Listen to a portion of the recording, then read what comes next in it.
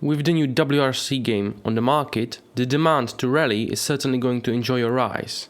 And whether you want to casually enjoy the rallying or you want to join the community of hardcore rally simmers, this video is going to clarify how to get the best experience for least amount of money. Friendly reminder, I will mainly focus on PC, although you might find something useful for consoles too in this guide. Let's first find out which game is most likely to make wrapping a car around a tree as enjoyable as possible for you. I like to create 3 categories. First, Simcade closer to arcade, Simcade closer to sim, and the proper simulator. Simcade closer to arcade is the type of game that is authentic but not realistic. In the other words, it is believable that you're in a rally car, but the physics go aside to make a simpler experience, enjoyable even for a complete beginner. Usually the perfect example would be Dirt 4.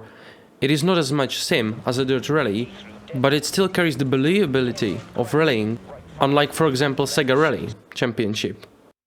This category is something that I would recommend to a complete beginner, since you do not need to know anything about rallying, and these games are often given a nice career mode, so that can also add enjoyability. Next category is Simcade closer to sim. Basically, here we are getting into games that are no longer easy on a player, and the best example here would be Dirt Rally 2.0, or I would dare to add even the newest WRC generations. Simply, physics are closer to reality and the game does make the driving itself challenging. And for example, in Dirt Rally 2.0, you cannot even choose a difficulty as you progress the career mode, so you simply have to adapt, which might be fairly daunting for beginners. I would personally recommend these games to someone who has played circuit racing sims like Assetto Corsa and would like to try rallying. Also, I think that a beginner can also start his journey here, but it might cost you a keyboard or two. In this case, I would recommend either WRC Generations or Sebastian Loeb Rally Evo, since they offer a good amount of realism but have customizable difficulty, or in case of Sebastian Loeb Rally Evo, even rewind feature, which is great for learning how to drive. The reason why this category is not realistic, because you can still usually take a hit or two and continue, and in general you feel a lot less worried about, for example, driving over curbs than in the absolute unit I'm now going to introduce to you.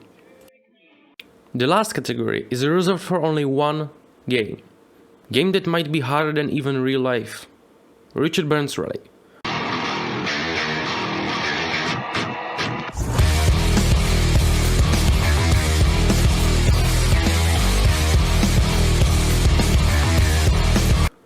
Well, first, the good news. RBR, with mods, keeping it up to date, costs exactly $0. So, budget-wise, we're in the clear. The game offers detailed introduction, and Richard Burns himself is going to teach you how to drive. Well, that just sounds perfect, does it not?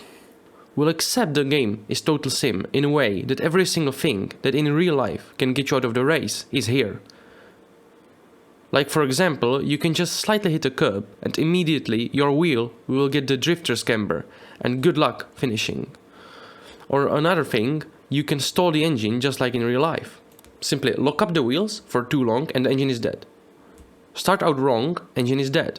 Step on the throttle too much, after radiator gets damaged, engine will die.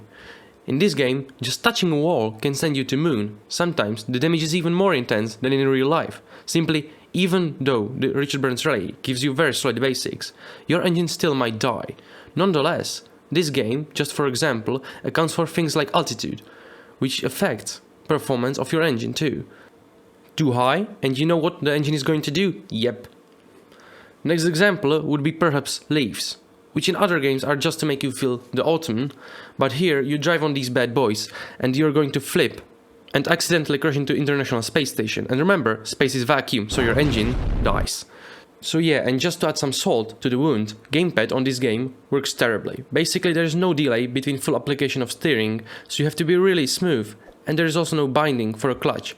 So yep, your engine is going to die, but the engine is just a bit over-exaggerated. It's not that bad, pretty much like in a real car. But if you survive, adapt and overcome, the reward is worth it. Countless amounts of well-crafted stages, billions of cars, millions of mods, great community to compete against, simply good. But for a beginner, this might make the world of rallying a trip to hell. By the way, if you want to get some good RBR mods for free, with easy install, I recommend first place, Rally Sim Fans, and second place RBR Pro. And you can also drive with semi, so yeah, if you feel like it's too easy sometimes. Go for it, pass left! Sharp right! Sharp right! Sharp right! Sharp left, listen to the call! Long, long, long! Pass right! Pass left! Very long throttle! Well, now that you hopefully picked, let's move to the way to tackle that pickle. Car, of course. Kicking it off with the simplest option, keyboard. If you want, you can watch my video about how to become a rally driver in Dirt Rally 2.0, where I tackle the keyboard racing. Coming story of a soap driver who is delivering soap to families in Finland, like I would name it initial or EA Soapman. It's in the soap. But long story short, keyboard is not giving you any feedback. Precision, well, you have two buttons, left and right, so you really cannot expect a lot. You know, there's a reason why modern WRC cars are driven with a wheel and not a keyboard. I mean, even a bloody joystick might be a better option. At least there you take the definition of flying fin to the next level. Let's run away from keyboard to the gamepad. Gamepad is the real starting point for most people who wander into the world of sim racing. Gamepad is finally giving you better control over your vehicle. But it is mostly about the things that gamepad doesn't give you, rather than the things that it does. Mainly the feedback, which is non-existent unless your desired feedback is to feel like you're experiencing a seizure. Also, it is important to mention that if your game doesn't regulate the turning for you, the experience becomes very imprecise. RBR, for example, does not come with this, so be aware. You either have a full control, but because of the small axis movement, you cannot utilize it, or the game regulates it for you, but that may impact your capability to utilize Scandinavian flick or other techniques requiring quick and hard turn-in. Nonetheless, you can utilize gamepad for the first category and the second, but just do not expect to experience sim-like experience. The experience. Now we get to the wheel, the most varied type of peripherals one can use.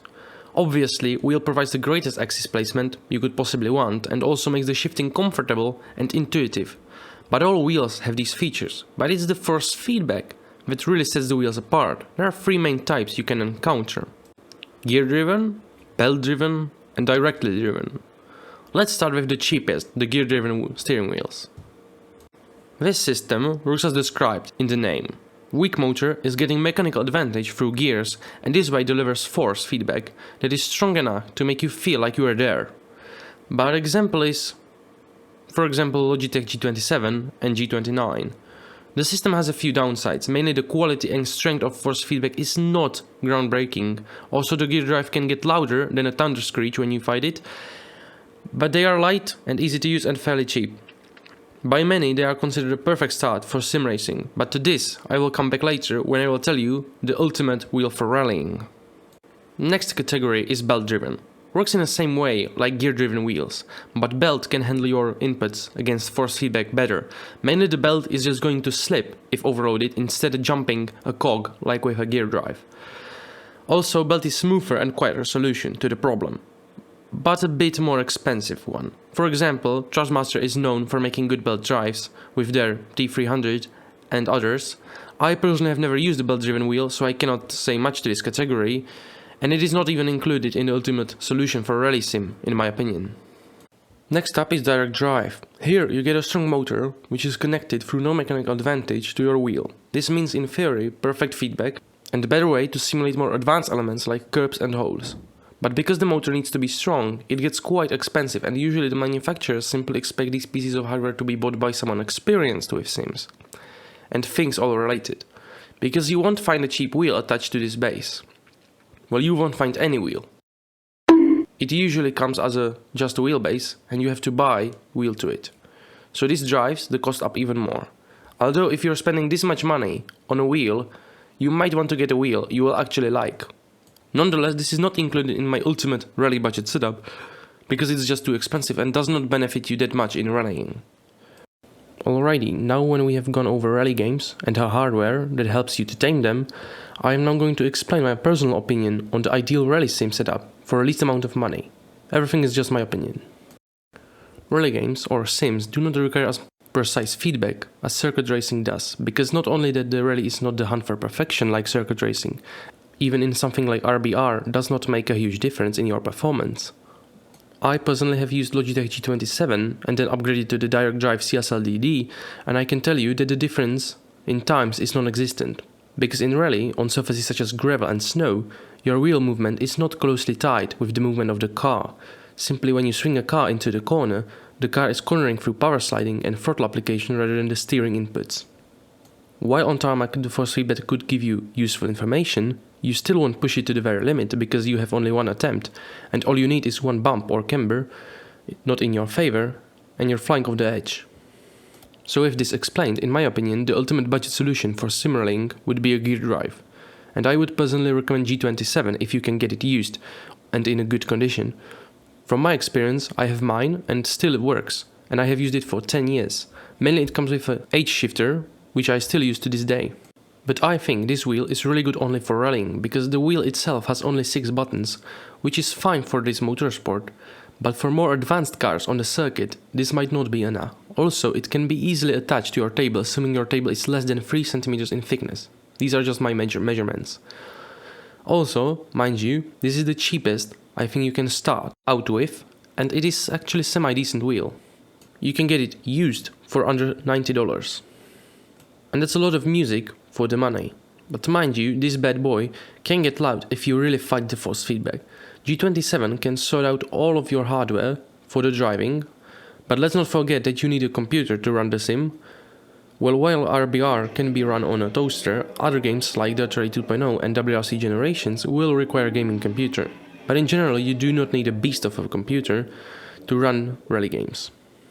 The exact performance will depend on your desired FPS and the game this gets us to. The next thing, and that is the monitor.